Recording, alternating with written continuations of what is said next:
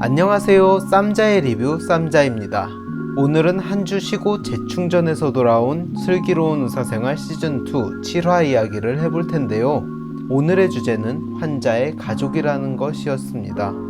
환자의 외래를 보는 익준이 간 상태가 좋지 못한 딸이 아버지에게 간이식을 받게 됐는데 환자 가족들은 가족 중 2명이나 수술을 받게 되어 걱정이 많습니다.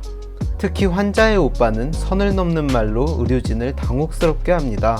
익준은 늘 그렇듯 친절하게 환자의 상태를 설명해주고 환자 가족을 안심시켜주려고 했습니다.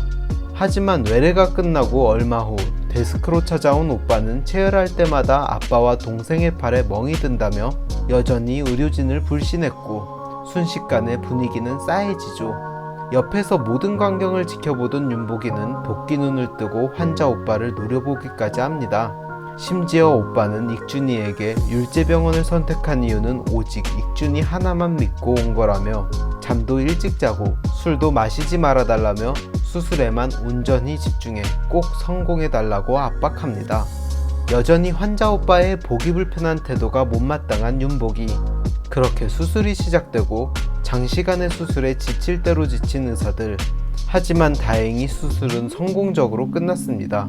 한편 나이든 환자 한 분이 병원 응급실에 실려왔는데 손 쓸 겨를도 없이 뇌사가 되었고 장기기증 희망자라서 보호자 동의하에 장기기증을 위한 절차를 진행하죠. 보호자는 병원 정문 보안요원이었고 그는 장기기증에 쉽게 동의하지 못한 채 망설이고 있습니다. 그에게는 나름의 사연이 있었는데 뇌사 판정을 받은 사람은 다름이 아닌 4살 때 이혼하고 30년 만에 만난 어머니였습니다. 얼굴도 기억 안 나는 엄마의 장기기증을 자신이 결정해도 되는지 혼란스러워합니다. 저는 이런 환자 가족에 대한 몇 가지 에피소드를 보면서 환자의 가족이라는 것의 의미를 되짚어 보았습니다. 내가 가장 사랑하는 가족의 수술을 위해 물불 가리지 않는 마음, 30년 만에 만난 어머니의 장기기증에 동의해야 하는 마음, 다 적지는 못했지만 그 외에도 암 이전이 되지 않았다는 검사 결과에 기뻐하고 감사하는 마음, 자신도 소아과 의사지만 환자의 가족이 되는 순간 자신도 다르지 않음을 보여줬던 절박한 마음, 이렇듯 환자 가족의 마음에서 비추어지듯 환자 가족이 된다는 건 경험해보지 않고서는 제3자가 함부로 얘기할 수 없는 복잡하고 어려운 마음인 것 같습니다. 윤복이도 환자의 가족이었던 자신의 지난 날을 돌아보며 잠시나마 잊고 있었던 환자와 환자 가족에 대한 절실한 마음을 다시금 느끼고 뜨거운 눈물을 흘리죠.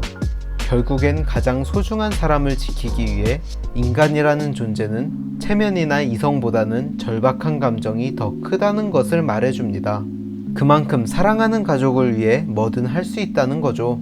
익준이는 우주를 데리고 송아와 함께 캠핑을 떠납니다. 모처럼 가족 같은 분위기를 연출하며 즐거운 캠핑을 하는 익준이네. 불멍을 때리면서 여자친구와의 다툼에 심란한 우주. 함께 두런두런 맥주 마시며 수다도 떨고 그냥 절친이라고만 하기엔 연인 같은, 부부 같은 느낌이 더 드네요. 게다가 텐트로 들어가는 송아의 뒷모습을 바라보는 익준이의 로맨틱한 눈빛까지. 오늘도 순항 중인 익송코인. 한편 또 다른 절친 커플 로사와 종수는 함께 산책하는데 막내 아들 정원이한테 전화가 옵니다. 막내 조카 결혼식에 함께 가기로 했었는데 로사는 이를 깜빡했죠. 옆에서 지켜보던 종수는 로사를 애써 위로합니다.